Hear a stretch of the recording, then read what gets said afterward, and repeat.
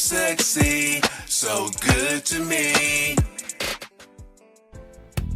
Hey, this is Sir Charles Carey. I want you to join me on Tuesdays at 7 p.m. for the Tru-Mu Podcast. True Music. That's where we talk about all things. I'm a musician, singer-songwriter, producer, engineer. All things creative. Me and my co-host, Carl T. Smith, the smooth one, will be glad to hear you, glad to talk to you, answer your questions, and talk all things music. The Tru-Mu Podcast, Tuesdays at 7 p.m. Eastern Standard. Be part of the energy.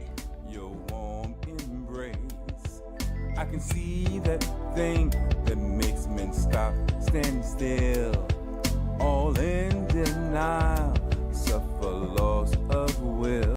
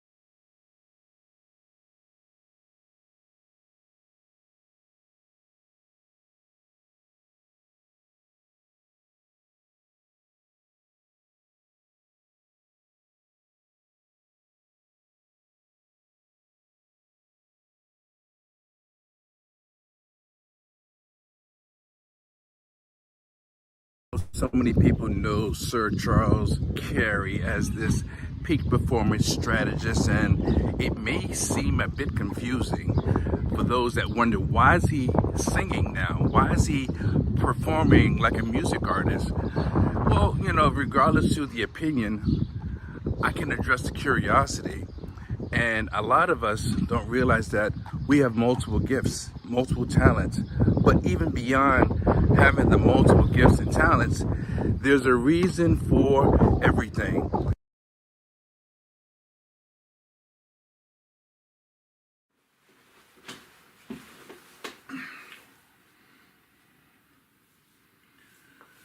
My story as a musician, I know a lot of times, it's kind of complex. People know you for one thing, and if they see you doing something else, they may feel a certain way. And it's not that you need to be concerned about the opinions of other people, but the truth of the matter is, when you become a professional in one area, and then you switch industries, or you switch professions, or you seem to do more of one than the other, sometimes people don't necessarily know how to approach you, or they don't know if you're just jumping from thing to thing to thing, or if you are, a subject matter expert in that other area.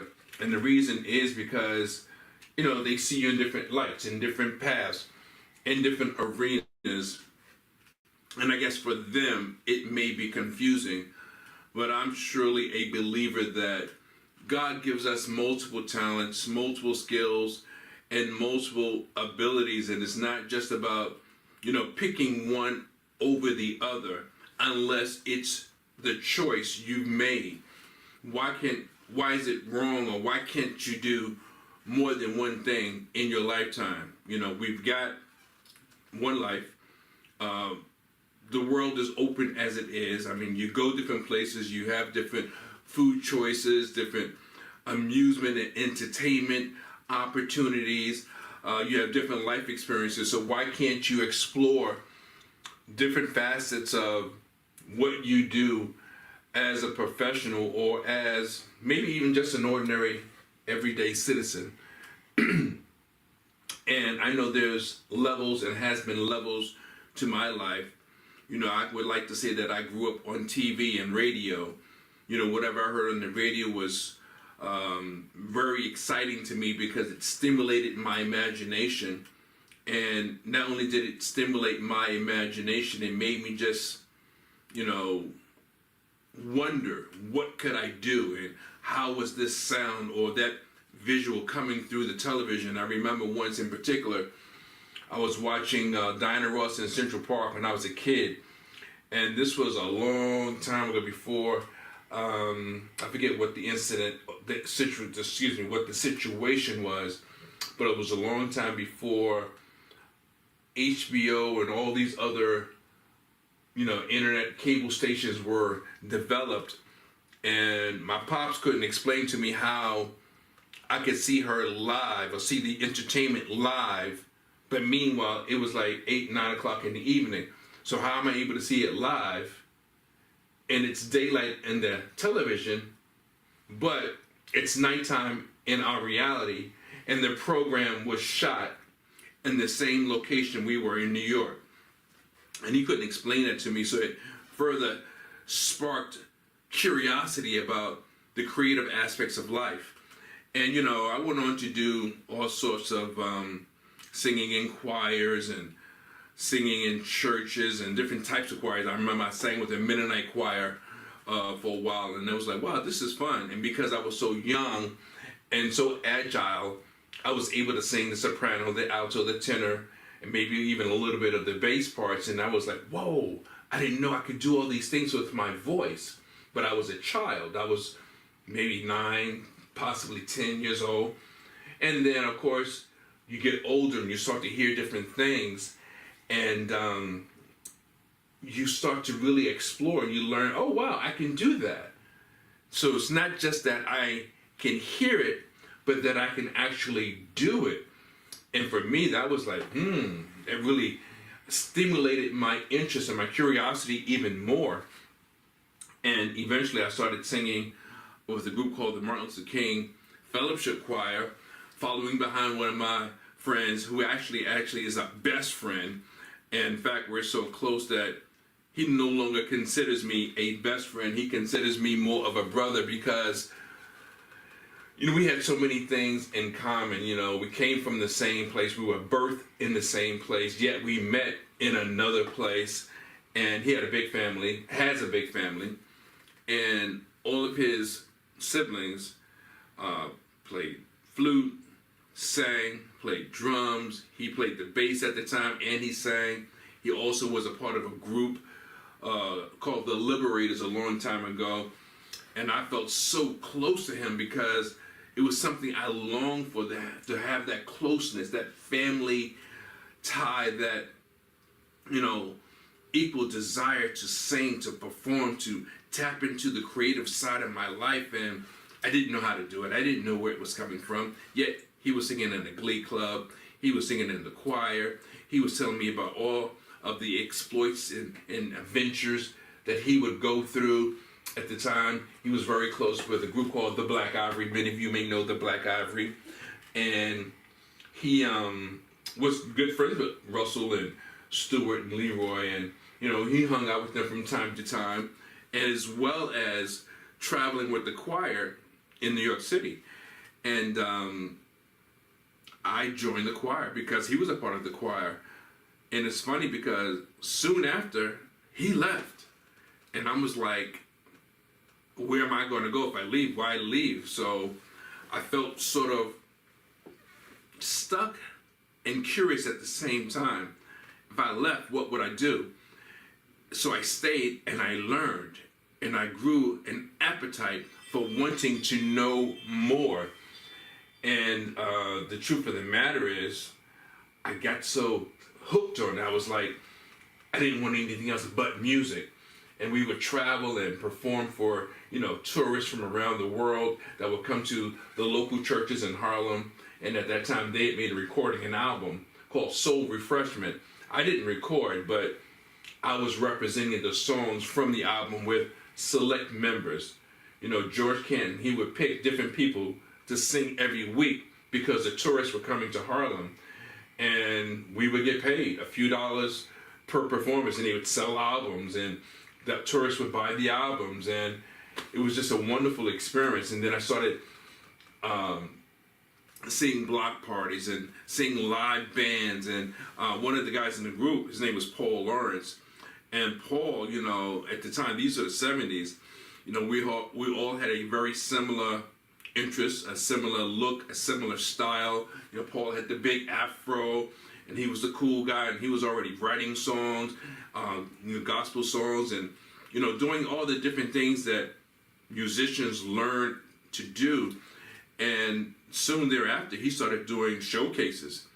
He had a group in church, White Rock Baptist Church, where Reggie and Denise Rhodes and Freddie Jackson, they all came from that circle. I think Freddie was from a different church, but he was from that circle. A lot of churches in Harlem, just like all around the country. If you're in church, you know other churches and you know other musicians and singers, and they started in church and that spilled into them doing things outside, and eventually, things got big for him. But I would go around to the different places that they were doing showcases. I think it was this place off of Central Park West. There was just so many different places, and I was going into the studio. I was going because I was turned on. I was all live in it, and I just wanted to be so much a part of it. I just didn't know what to do with myself. So any opportunity, I was like a local roadie. I would help them take equipment in or maybe take stuff out, but I would stay to the very last moment, and then I would go home and my head was just spinning. And, what all this has to do with why I'm doing what I'm doing now at this stage in my life is because I'm hooked. I've been hooked ever since I was a child. I didn't know that I was hooked, but I am. And I guess it doesn't help that I have one of those OCD type mentalities or mindsets, obsessive compulsive disorders, if you don't know what that means. And that's another story because that OCD got me into a lot of trouble. But anyway, the point is, the reason I'm doing what I'm doing is because it was a long time for me being involved in music and, really not knowing how I fit in and where I fit in. But I continue to learn and I continue to grow, until I got to the opportunity where I was able to sink my feet in music in a big way and do some of the same things that Paul did and Freddie and, many of the other artists that the world has come to know and come to love. But there's so much more. Like I said, there's levels to this. Yeah.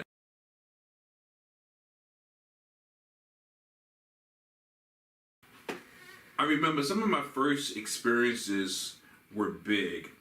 I got bold enough. In New York, we had a paper called, well, several, but The Village Voice, Showbiz, and Backstage.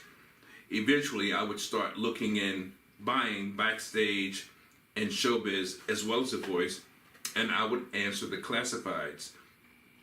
People would be looking for singers. There would be auditions for plays and movies, and I was very much a part of that culture. And I would answer a lot of the ads. I would go to the paper, I would make a call and follow up and go to the audition and see if they wanted me, if they could use me, see if I could get hired for a day or two. And I got hired several times. And honestly, I think I missed my calling because I got off track. Let's put it like that. I got off track. I got caught up in drugs and stuff, and I think that slowed down my momentum, and I think that also prevented me from going hard and as far as I possibly could have gone. Sometimes you just don't know what you don't know. No matter how good you want to be or how good you are and how much you're developing, when you have the wrong elements or the wrong people around you, it sidetracks and messes up the entire thing. And I'm no different. That's exactly what happened to me. I got sidetracked because of my own misdeeds. And, I won't say I regret it because I continue to learn and continue to grow. But I answered ads. I remember running into this one guy. His name was Daniel. And, he hired me to sing a song of his. And it was when Roger Troutman and the whole field, that sound was popular, and I made several trips to his home over maybe a few months, and I would perform his song around town. I would record it with him and record songs with his wife, and it was just, such a fulfilling experience to be in the business from another angle. And it wasn't about always doing shows, but it was about the creative process, those energy, like minds, likeness attracts likeness, and they liked me and I liked them. In fact, I wound up being like a friend to him. I really just had a great time in that experience. And then eventually I got my own band. What did you go and do that for? I got my own band, and we were called the Free Band. We had several name changes. Moving Heavy, the Free Band was the most known and longest name. We stuck with 6D. There may have been some other names I can't remember, but those are the three names that were most notable, and we performed a lot in the New York City tri-state area, New York, New Jersey, and Connecticut. But we stayed busy, we stayed active. We would rehearse every weekend, Saturday and Sunday, from 2 to 8. And basically I was locked down, and I didn't mind. I loved it because I was the lead singer, so that meant now I have an opportunity of being out front, expressing myself through music. And in addition to that, I also had the opportunity of writing and creating my own material. And I was always pretty good at lyrics, so I was a good lyricist, and I was able to write songs. I was able to, produce songs with the group, and and we had some really fine musicians: Daryl Morrison, Louis Fortes, Ron Davis, Dorian Burkett, Ernie Martin. So many guys. I'm trying to think of some of the percussionists. James, we call him Congo James.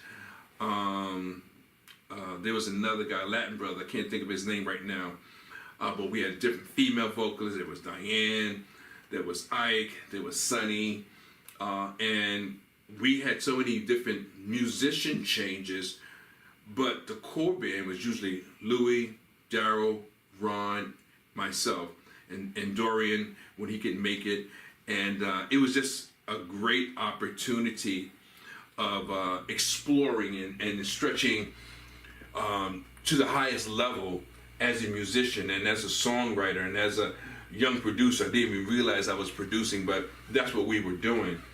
And it was just an opportunity to stretch out, be better, and then I started working with other bands from time to time because it was something I wanted to do, and I learned how other groups worked. And also I was working on my stage presence because I'm really a reserved person, laid back, even though people may not believe it, but I am. And, but drugs impacted me a lot. I mean, a lot. Because that became one of the premier or main things we did. We would get high before rehearsal, then we would rehearse, sometimes getting high during rehearsals, and then definitely you might get high after rehearsal, which extends the rehearsal an hour or so longer, and then you go home and Sunday you back to do the same thing. And it became, getting high became, I think, maybe like 25, maybe 30% of the activity. Now, even though 70% is an overwhelming lot, for me and for us, to me, I think it stunted our growth. I know for me as a vocalist, it stunted my growth because I didn't know and didn't think about my respiratory system. I didn't think about my vocal cords. I didn't think about the vocal agility. Memory did not really impact me because I was able to write songs, write lyrics, think of a melody and harmonies, put them to music, and I would remember them. Even till today, I thank God that I've got the mindset to create in a manner in which I can create sensibly and make good use of that aspect of my life. and it's been something that I've had for a very long time. So, you know, that was another phase of my evolution, my growth, if you will. And it still was good, even though the bad part is that, yeah, maybe I stunted my growth. I definitely did. I shouldn't say maybe. I stunted my growth. But the good part was that I learned from it. Now, I'm no young cat now, but how does that factor in to why and how I'm doing what I'm doing now? You know, I was always in it. I was just always in it. You know, the creative aspects, you know. And like I said, I grew up watching TV. TV was a big part of my early development. You know, I didn't realize that movies, music, the influence, the imprint on my heart and mind, it would be so impactful, but yet it was.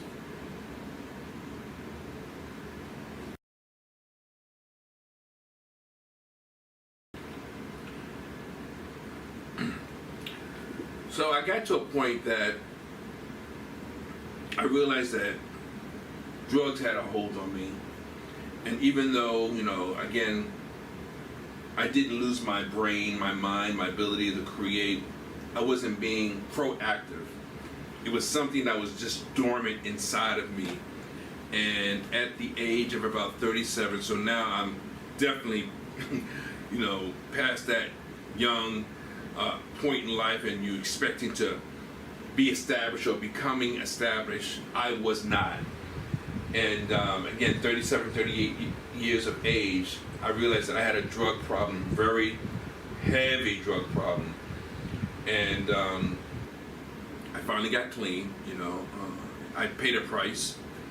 I lost a lot of my children's early developmental years. They were still a part of my life, but not as much as they should have been. You know, I have 3 children and 3 grandchildren now. But my children, I missed out on certain important aspects because of my addiction. And if I could change that, I would. I would. Had 3 children.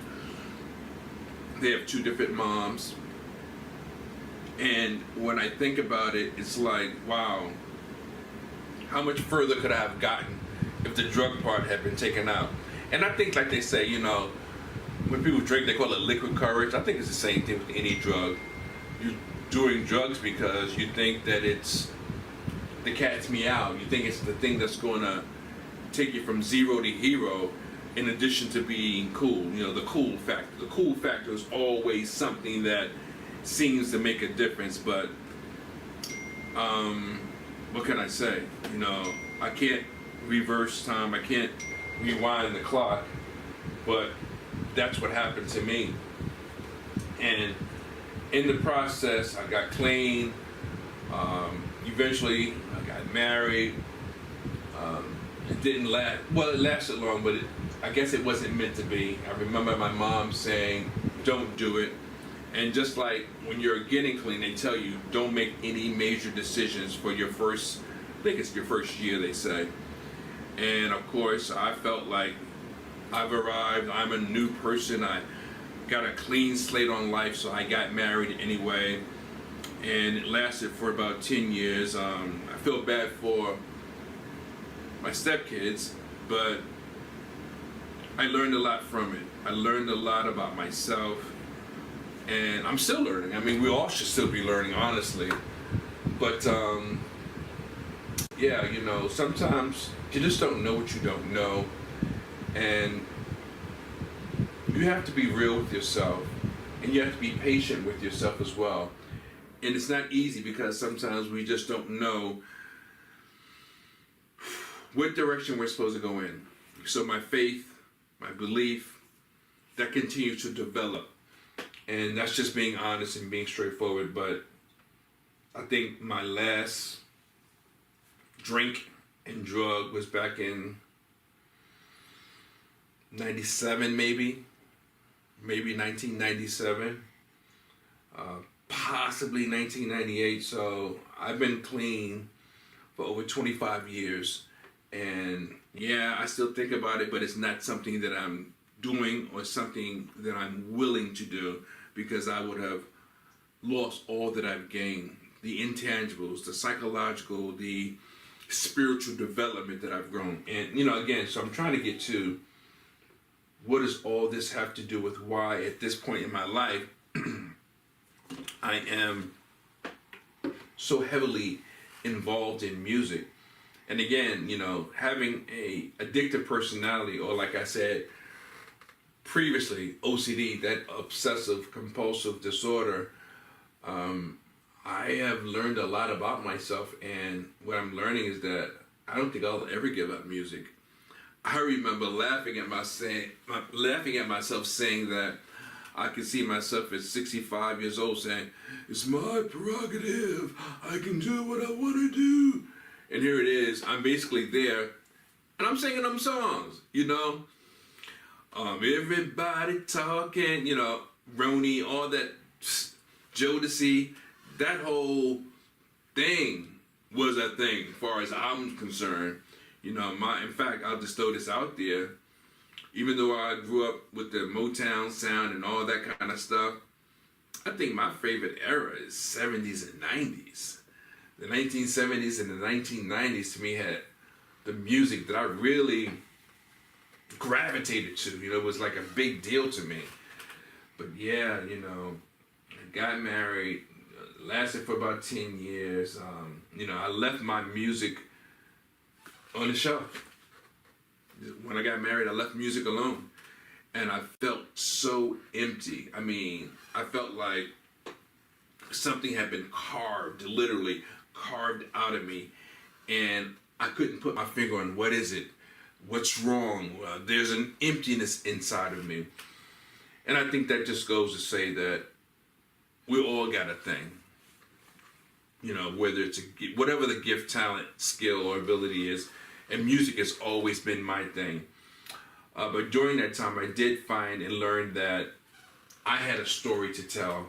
And that was about how I overcame my substance abuse and how I had to deal with or come clean with, the experiences that I had, going through multi-level marketing, being able to, again, talk about the substance abuse, talking about overcoming cancer, not once but twice. Those are real experiences, but they're really important. And since I came through it, it wasn't about, next. No, it's about taking that experience and maybe empowering, encouraging, or inspiring someone else to do something similar as I did, or to be able to believe in themselves in the way that I did, so that they can be better and moving forward in their own lives.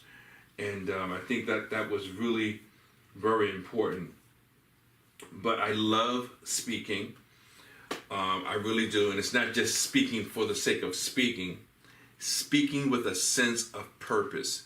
Speaking because I have something to say. Something worthwhile that can help and benefits other people. And I get excited about it. I've spoken around the country. I've spoken in reality shows. I've got programs literally around the world based on my ability to be a better communicator. And I'm excited about it still. Right now, I'm dividing my time between music and speaking. And that's okay, because I got to remember, when I'm on the platform to do a song, it's not about giving a speech. It's about maybe saying a few words and getting back to the music. It's about creating music where the message is really saying something. So I do that. I let the two marry and are interwoven with one another. But I love the ability to communicate and to empower other people. And it just is what it is. So I make no apologies. I can talk about it forever and a day. So I'm grateful. Absolutely grateful.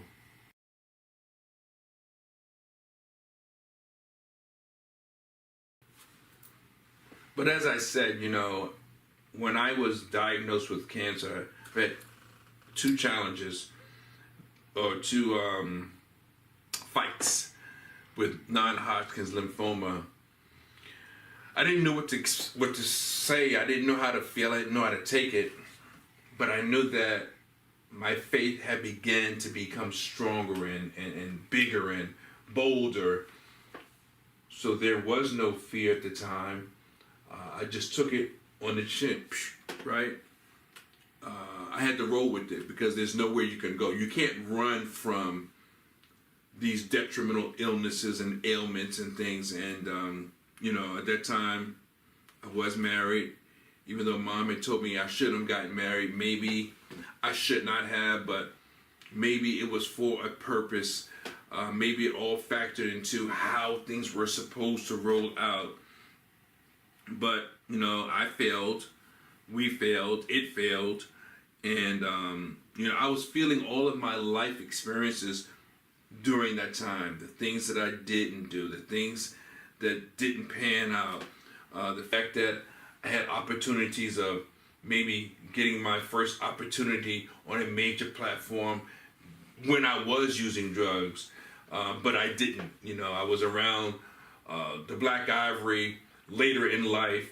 After my friend Carlton introduced me to a couple of the guys or told me about them, I met them in different ways at different times and developed my own relationship with them. And then I started doing things with Fred McFarlane from D-Train, God bless the dead. He gave me an opportunity of responding to Jocelyn Brown's song, Somebody Else's Guy. That was a big song back in the day. And he asked me if I did a male version, what would it be like? And he played a track, and I'm good with lyrics. I couldn't think of nothing. So to me, that was a failed opportunity because I wasn't able to respond. And that's where the phrase, if you stay ready, you don't have to get ready. That's where that phrase comes from. Now, I thought that I was ready, but this is being ready on another level. And I wasn't, but I was feeling all of that, all the things that I'd gone through. Again, the substance abuse, the cancer, the failed opportunities. And it wasn't just that. There were several opportunities that I dropped the ball on. Ray Goodman and Brown, I lived in the same building with one of their managers or personnel, and he asked me for a tape. I gave him a tape. Back then, you got a tape, you racing to create some space to put music on, and then you're in a space. That's a big room. We were recording in an apartment, so I got a low quality tape. Racing the tape just so I can put a rehearsal on there. It wasn't EQ'd. And the guy didn't want to hurt my feelings because we had a pretty decent relationship. All he said was, this is not exactly what we're looking for. So nothing happened. So, there were a lot of opportunities, and I'm feeling all of this as I fast forward, 1998, 2000, whatever the case may be, 2002. All these things are going through my mind dealing with cancer. I'm thinking, wow. So I felt like I wasted time or I lost time, and it was my own fault. I have no one to blame but myself. And then after a while, while I was married, before I got the divorce, I started going to a place in D.C. called Westminster's, Westminster Church, Presbyterian Church in Southwest. I think it's 4th Street. They had a jazz night every Friday. They play live music, and it was awesome. Just going back there. In fact, memory serves right, which I think it does. I remember sharing with one of my colleagues in the multi-level marketing company that I was at. Her name was Sharmella, and she told me about this place. I went down there, and it was like, whoa. Live musicians, instruments, big audience, stage. I was like, oh. That gaping hole that I said I felt, when I said I felt like my soul had been carved out and it was empty, going there gave me a rebirth. So it was two things. One, there was a rebirth because I found this place or was introduced to this place.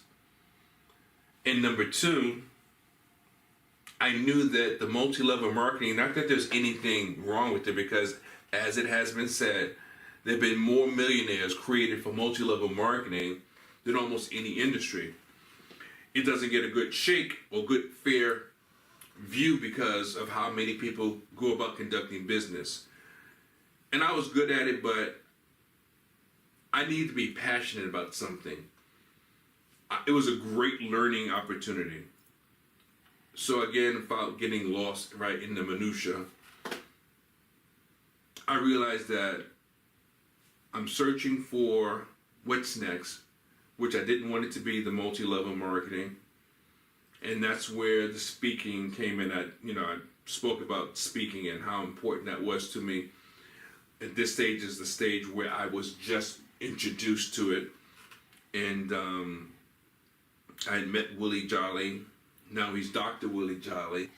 I was sort of reintroduced to Les Brown. Most people already know about Les Brown, but I got to meet Willie personally, and so that was on my radar, and I began that process, speaking and performing talks, workshops, developing these things.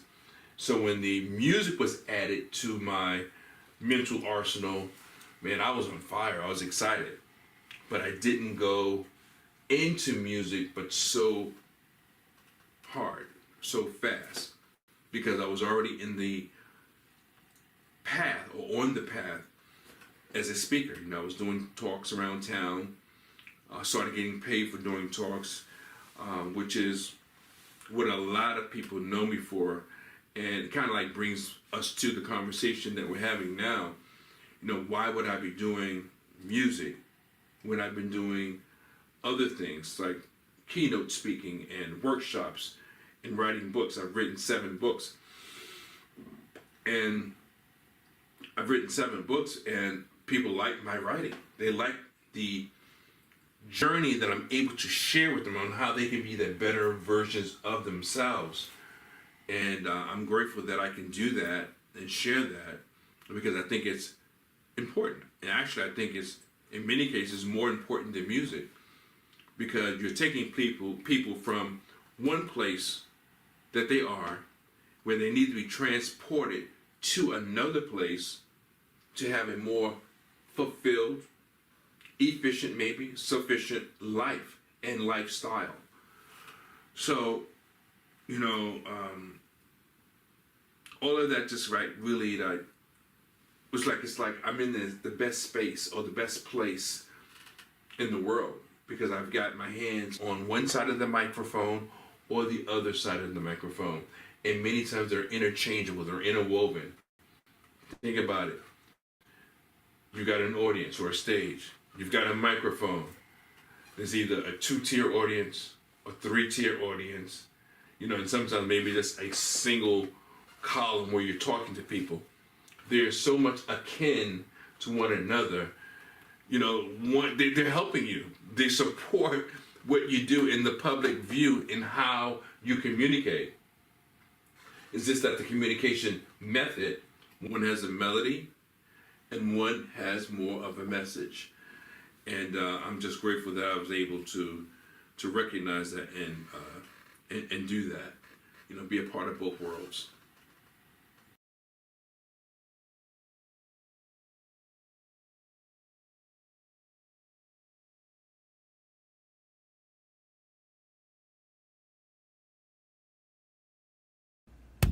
Hey, this is Sir Charles Carey. I want you to join me on Tuesdays at 7 p.m. for the Tru-Mu Podcast. Tru-Mu